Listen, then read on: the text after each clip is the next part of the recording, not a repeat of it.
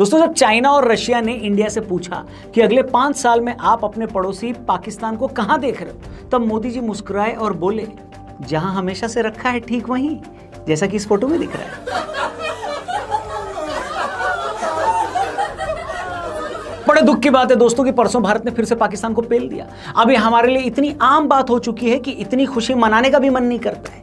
Pakistani armed forces की तरह उनकी क्रिकेट टीम भी उसी से मिलता जुलता कुछ तुड़वा कर दुबई क्रिकेट स्टेडियम से बाहर निकली। Team India has won yet again against Pakistan. India restricted Pakistan to just 127. We chased that down in less than 16 overs.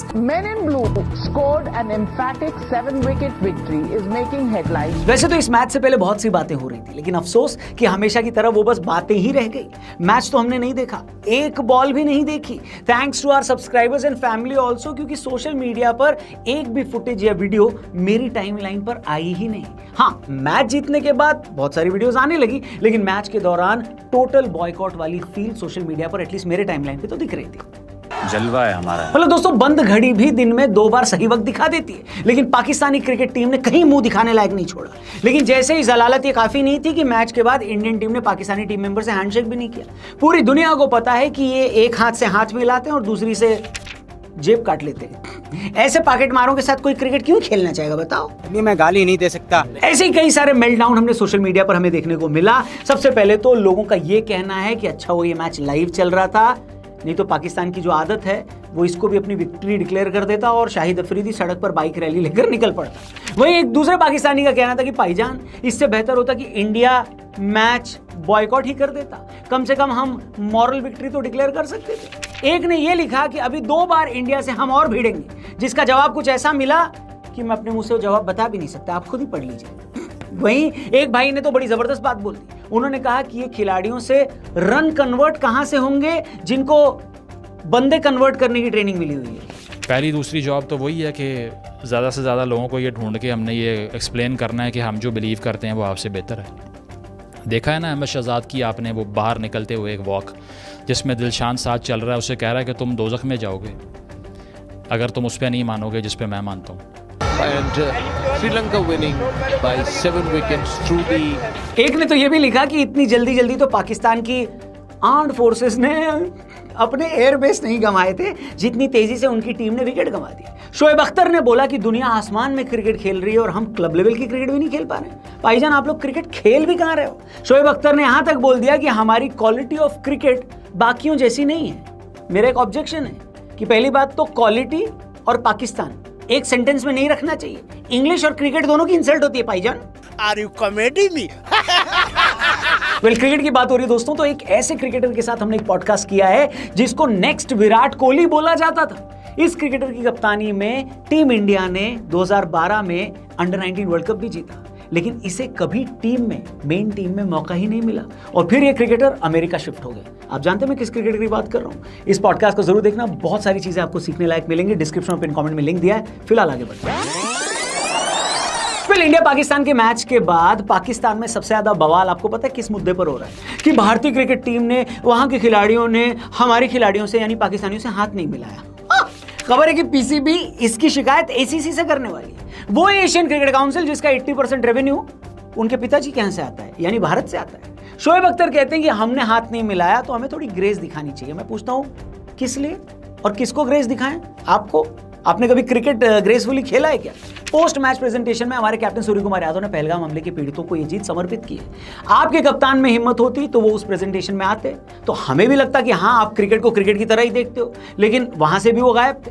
आप में हिम्मत होती तो आप भी इस आतंकी हमले के खिलाफ स्टैंड लेते, लेकिन आपने तो अपनी खुद की जमीन भी चीन और अमेरिका को बेची भी है, तो आप कहां स्टैंड करोगे? जिस राह पे तुम चल रहे हो बेटा, एक दिन पूरी तरह फंसोगे। हमारा कोच सीधे ऑपरेशन सिंदूर के साथ खड़ा नजर आता है। हमारी टीम मैदान में आपको वो आसान 2 पॉइंट्स भी नहीं देना चाहती जिससे आप एशिया कप में आगे बढ़ पाएं।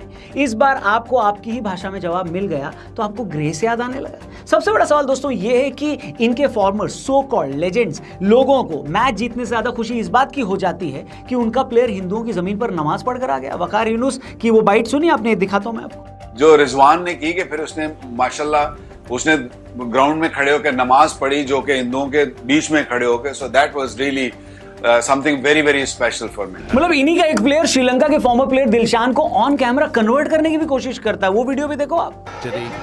And Sri Lanka winning by 7 wickets through the मतलब इसके बाद भी आप ग्रेस की बात किस मुंह से कर रहे हो जनाब? इंडिया में क्रिकेट एक रिलीजन है, क्रिकेट का कोई रिलीजन नहीं है आपके यहाँ की तरह।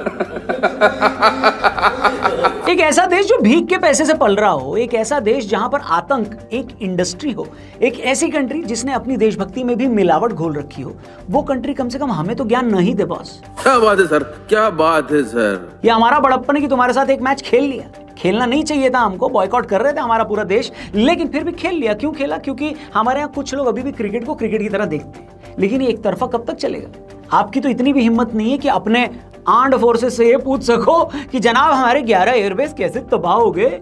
हर आतंकी की जड़ें पाकिस्तान जमीन से क्यों जुड़ी होती हैं, ये अपने आप पूछो। दुनिया भर में पैसे मांगकर पाकिस्तानी आवाम को जलील क्यों किया जाता है? खुद की रीढ़ की हड्डी है नहीं और दूसरों से सवाल पूछने आते हैं, बताओ।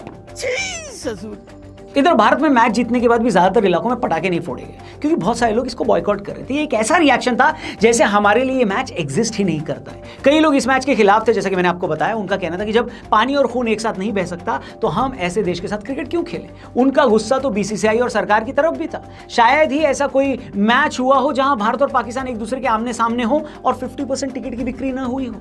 टीवी रेटिंग से लेकर स्ट्रीमिंग प्लेटफॉर्म्स तक सब जगह नंबर्स गिरे हैं। ये बीसीसीआई और आईसीसी को भी भारतीय क्रिकेट फैंस का जवाब था कि हमारे लिए भारत वर्सेस पाकिस्तान का मुकाबला उतना खास नहीं रह गया जितना आप एडवर्टाइज करते हैं, क्योंकि इन दोनों टीमों के बीच न तो क्वालिटी क्रिकेट हो पाती है और न ही ठीक से स्पोर्ट्समैन स्पिरिट दिखाई देती है। ये बड़ी अच्छी बात कही है। मतलब इंसान अपनी भावनाओं के साथ, इमोशन के साथ कब तक सिर्फ एक मुकाबले से जुड़ा रहेगा?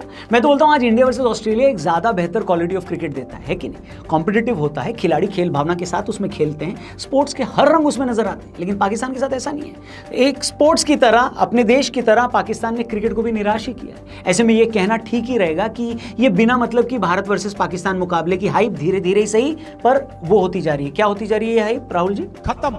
बाकी आपका इस पर क्या कहना है कमेंट करके बताना। पाकिस्तान की आर्म्ड फोर्सेस के लिए भी अगर आप लिखना चाहते हैं दो शब्द तो कमेंट बॉक्स खुला हुआ है, डिस्क्रिप्शन में और पिन कमेंट में लिंक दिया है हमारे लेटेस्ट पॉडकास्ट का।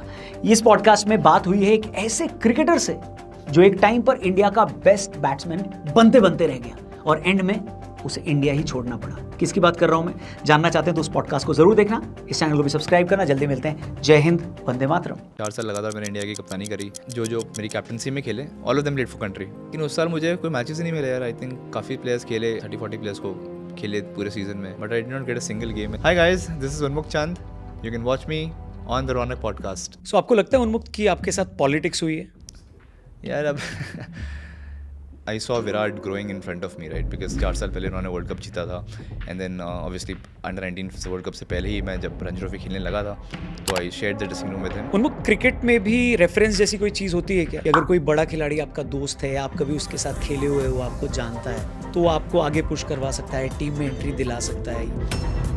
जब मैं पहला सीजन आईपीएल का खेला था 2011 में, तो मैं फर्स्ट मैच मुंबई इंडियंस के अगेंस्ट खेला था और मैं मलिंगा पे बोल्ड हुआ था। तो मैं शॉट मारा, आई गॉट बोल्ड। 1 साल तक मुझे लोग कहते रहे ओ मलिंगा आ रहा है, मलिंगा आ रहा है। जब आपने आईपीएल चालू किया उस टाइम पे आईपीएल बहुत ही कंट्रोवर्शियल हुआ करता था, पार्टीज बहुत होती थी, पॉलिटिक्स बहुत होती थी। ये सब देखा है आपने, फेस किया है? बदनाम तो बहुत हूँ इस ज़माने में, तू बता तेरे सुनने में कौन सा किस्सा आया है। सो यूएस से क्रिकेट खेलना और फिर T20 वर्ल्ड कप के लिए सिलेक्ट ना हो पाना कितना हार्ट ब्रेकिंग था ये? जब चीज़ें होनी होती हैं यार, पूरी कायनात आपके अगेंस्ट चली जाती है तब भी हो जाती हैं, और जब नहीं होनी होती तो आप कुछ भी कर लो तो भी नहीं होती। इस वाले आईपीएल से पहले धोनी को रिटायर हो जाना चाहिए था। I feel so. Best ever IPL captain Shane Warne Dhoni, Dhoni Dhoni Rohit Sharma, Dhoni Dhoni Gautam गंभीर,